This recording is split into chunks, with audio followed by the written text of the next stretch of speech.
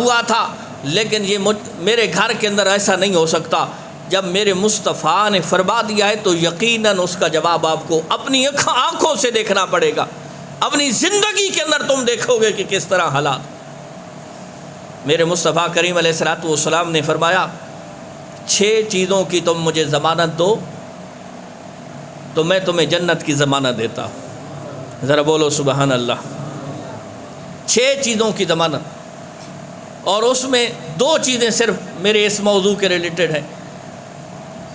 نبی کریم علیہ الصلوۃ والسلام نے فرمایا کہ تم اپنی شرمگاہ کی حفاظت کی ضمانت دو، میں تمہیں جنت کی ضمانت دیتا ہوں۔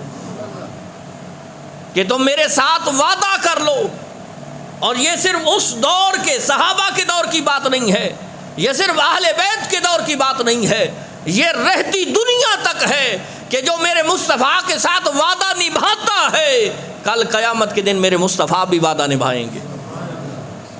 اور دوسری چیز فرمایا اس کے اندر ہے کہ اپنی نگاہوں کی حفاظت کر، اپنی نگاہوں کی حفاظت، کہ تم اپنی نگاہوں کو بدکاری سے بچاؤ، اپنی نگاہوں کو زنا سے بچاؤ۔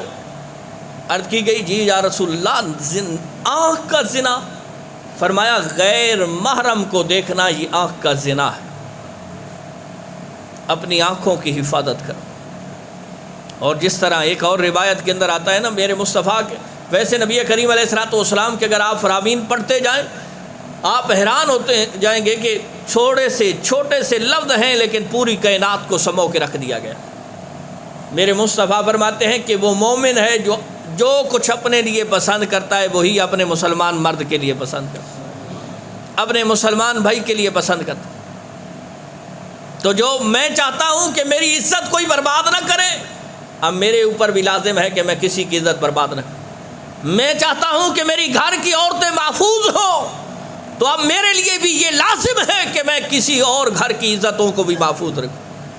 اگر میں چاہتا ہوں کہ میرے ساتھ کوئی جھوٹ فراڈ اور فریب نہ کرے تو اب میرے اوپر یہ لازم ہے کہ میں کسی کے ساتھ یہ بھی نہ کروں۔ علی جا یہ دین ہمیں کس انداز میں سکھاتا ہے؟ ہم نے تو صرف اسے، میں اکثر کہتا رہتا ہوں کہ عبادت کو ہم نے محدود کر کے رکھ دیا ہے، نماز روزہ حج زکوٰۃ، حالانکہ یہ تو دین وہ ہے۔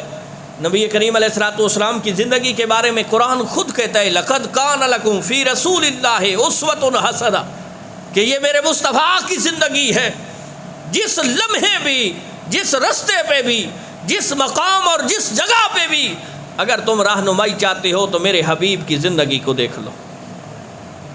یہ میرے مصطفیٰ نے ہمیں کس انداز میں سکھایا۔ آپ جس موضوع کو اٹھا لیں وہاں میرے مصطفیٰ کے فرامین موجود ہوں۔ اب اسی موضوع کو دیکھیے کہ میرے مصطفیٰ نے کس انداز میں امت کی تربیت فرمائی۔ فرمایا کسی غیر محرم کو دیکھنا یہ گناہ ہے، کسی غیر محرم سے بغیر ضرورت کے، بغیر مجبوری کے گفتگو کرنا یہ گناہ ہے، کسی غیر محرم سے بغیر مجبوری کے، بغیر کسی ضرورت کے ملاقات کرنا یہ گناہ ہے۔ اب دیکھیے اگر ہم ان چیزوں کو فالو کرتے ہیں، ان چیزوں پہ اگر ہم عمل پیرا ہوتے ہیں تو ہمارا معاشرہ کیوں نہ سنورے گا۔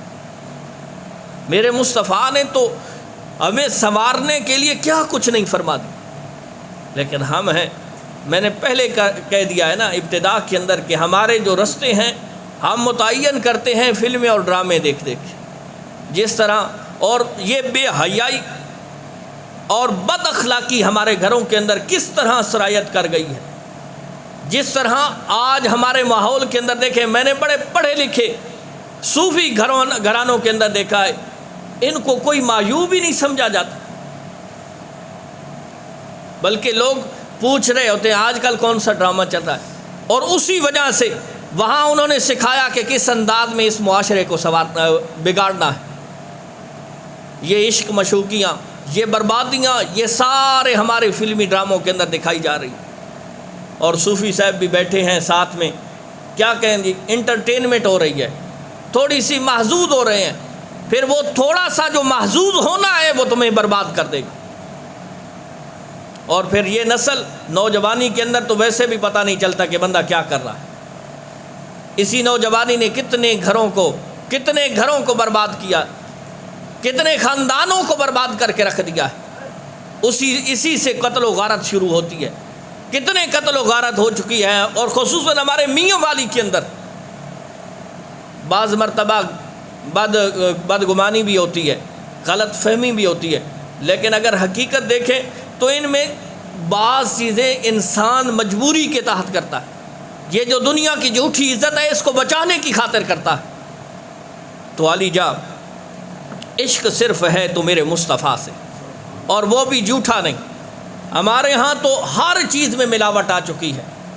جس طرح آج ہم انتہائی مشکل حالات میں چل رہے ہیں، خصوصاً یہ ملک پاکستان. اس کی وجہ کیا ہے؟ ہمارے اندر دھوکہ بھی آ گیا، فراڈ بھی آ گیا، فریب بھی آ گیا، مفاد پرستی بھی آ گئی، ملاوٹ بھی آ گئی. ارے کوئی چیز ہمیں خالص نظر نہیں آتی، حتیٰ کہ ہم نے سرکار کے عشق کو بھی ملاوٹ زدہ کر دیا ہے. نعرے لگتے ہیں کہ غلامی رسول میں موت بھی قبول ہے. یہ نعرہ لگ گیا، لیکن لگانے والے کے چہرے پہ دیکھو تو داڑھی نظر نہیں آتی. لگانے والے کی اگر ذات کو دیکھو تو وہ کبھی نماز کے اندر حاضر نہیں ہوتا. لگانے والے کے اگر زندگی کو دیکھو تو اسے وہاں روزے نظر نہیں آتے. آج ہمارا معاشرہ کس صورتحال پہ؟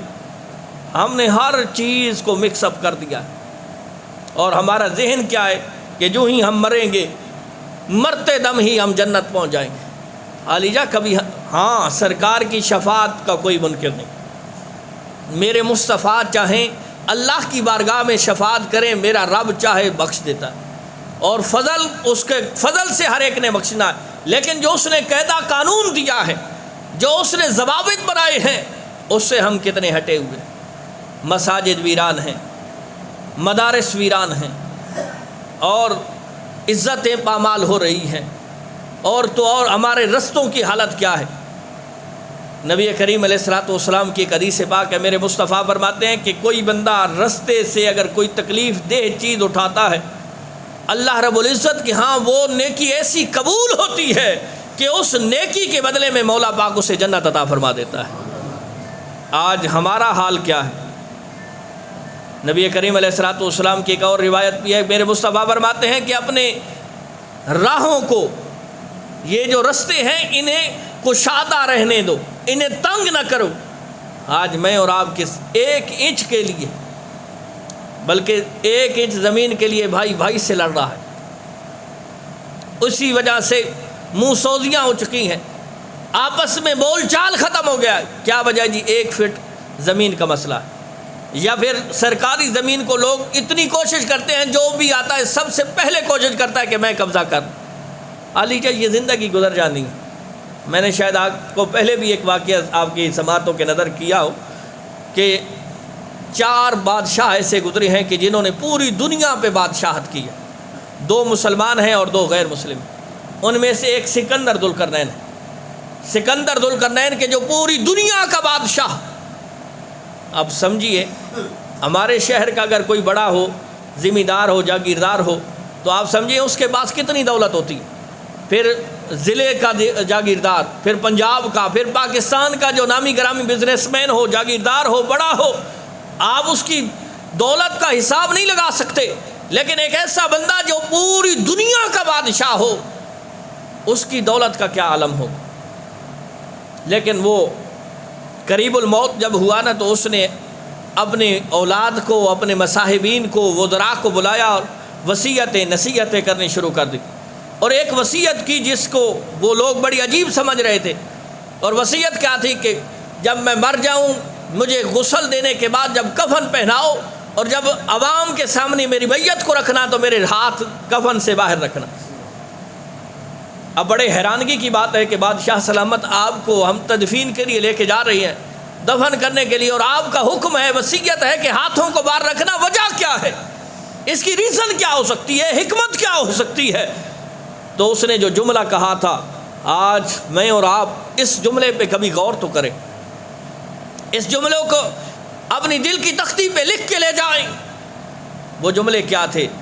اس نے کہا میں دنیا والوں کو بتانا چاہتا ہوں کہ سکندر ذوالقرنین جو دنیا کے سیاہ و سفید کا مالک تھا، جو دنیا کے بڑے بڑے جاگیرداروں کا بھی مالک تھا، جو دنیا کے اندر ایک ایسا انسان گزرا ہے کہ پوری دنیا پہ بادشاہت کر گیا ہے، لیکن میں دنیا والوں کو بتانا چاہتا ہوں لوگوں میرے پاس جاگیریں بھی تھیں، سونا اور چاندی بھی تھا، مال و دولت بھی تھی، لیکن جب میں جا رہا ہوں دنیا کو چھوڑ کے تو یہ میرے ہاتھ دیکھو، میں خالی ہاتھ اس دنیا سے جا رہا ہوں۔ تو علی جا اس کے لیے، اس دنیا کے لیے کیا لڑنا، کیا قبضے کرنا، اس کے لیے بول چال کیا ختم کرنا، اور پھر اپنے ہی رشتہ داروں سے، یہ اپنے رشتہ داروں سے قطع رحمی کرنا ہے۔ نبی کریم علیہ الصلوۃ والسلام نے فرمایا جو قطع رحمی کرتا ہے اس کا ہمارے ساتھ کوئی تعلق نہیں۔